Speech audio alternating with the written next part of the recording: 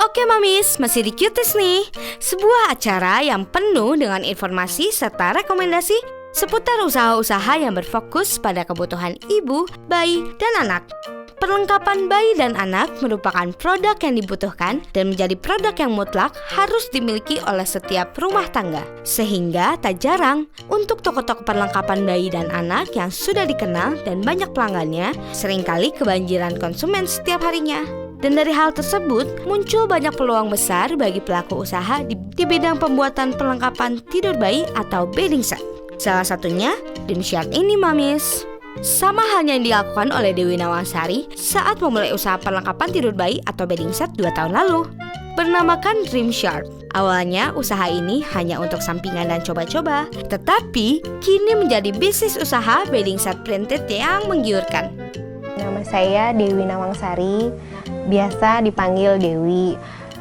Usaha ini mulainya dari November 2015. Awalnya saya dengan kakak dan suami saya mau bikin usaha selimut bayi. Kita coba pertama kita coba selimut bayi yang ada di pasaran, kan belum banyak yang motif lucu-lucu ya.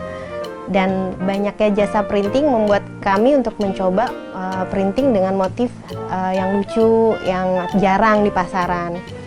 Seiring berkembangnya kita pasarkan selimut kita, customer banyak yang suka dan akhirnya mereka minta dibuatkan seperti sarung bantal, sarung guling, bed cover.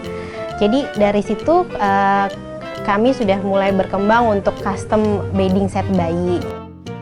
Nah, Mamis, untuk bestseller dari produk Dreamshirt ini cukup banyak. Salah satunya yang paling laris terjual yaitu pillow dolls. Motif yang lucu menjadi daya tarik tersendiri.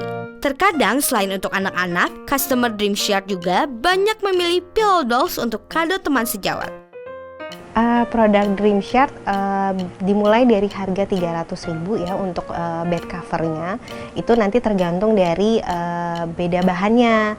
Dari katun lokal itu untuk set bed covernya itu sekitar 300 ribuan, dan untuk bahan BSC itu sekitar 450.000. Kemudian yang terakhir katun sakura yang paling bagus di kami itu sekitar 600.000. Kalau untuk bestseller di kami itu sebenarnya banyak, tapi memang yang paling banyak sekali itu pillow dolls karena motifnya lucu-lucu, dollsnya tuh lucu, jadi anak-anak tuh banyak yang suka. Jadi bukan hanya untuk bayi ya, kadang-kadang orang dewasa untuk kado buat temennya itu juga mereka suka beli. Jadi yang paling banyak itu memang pillow dolls di kami penjualannya. Nah, Mamis, soal modal, Dreamshirt mengeluarkan modal sebesar 1,8 juta rupiah yang ia pakai untuk membeli bahan selimut. Modal awal dulu dimulai 1.800.000 itu bareng dengan kakak. Yang awalnya kita hanya untuk mau beli bahan-bahan selimut aja. Tapi semakin berkembang, jadi kita juga banyak kebutuhan, modalnya pun makin bertambah. Kayak untuk buat mini galeri ini juga kita juga modalnya pun ambil dari hasil usaha kita gitu. Jadi modal awalnya sih nggak banyak, tapi sejalan modal untuk yang lain-lain bertambah, jadi kita bisa ambil langsung dari hasil usaha. Bisnis bedding set yang telah dirintis 2 tahun ini, omset yang didapatkan cukup menjanjikan nih Mamis. Dalam per bulan, ia bisa memperoleh ratusan juta rupiah. Untuk omset per bulan itu bisa sampai 120 juta. Itu kalau memang lagi rame ya, itu sebulan bisa sekitar segitu. Kalau memang lagi standar itu bisa 90 atau 100 gitu. Untuk kedepannya, Dreamshirt berniat untuk menambahkan motif dengan tambahan bordir.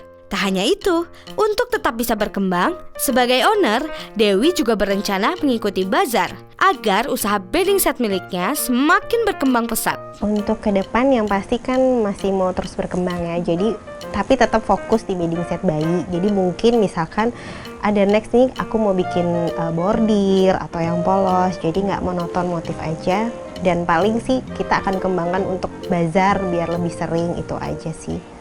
Nah, untuk Mamis di luar sana yang ingin belajar buka bisnis sepertinya, Dewi Nawangsari sebagai owner dari Dreamshirt ingin berbagi tips gitu nih. Untuk pemirsa Cutie, Tips dari saya kalau misalkan mau memulai usaha, jangan pernah takut untuk mencoba. Karena nanti kalau kita terus mencoba dengan apa yang kita suka, kita senang, sejalan dengan itu pasti akan membuahkan hasil. Nah, Mamis, tips dari Dewi tersebut sangat simpel bukan? Yaitu jangan takut mencoba.